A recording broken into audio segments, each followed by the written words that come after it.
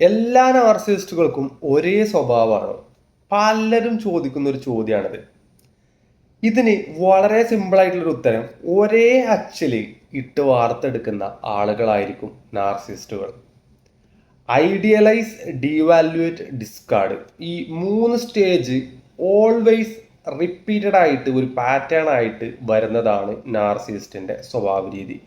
എല്ലാ നാർസിസ്റ്റുകളും ഈ ഒരു പാറ്റേൺ തന്നെയാണ് ഫോളോ ചെയ്യുക.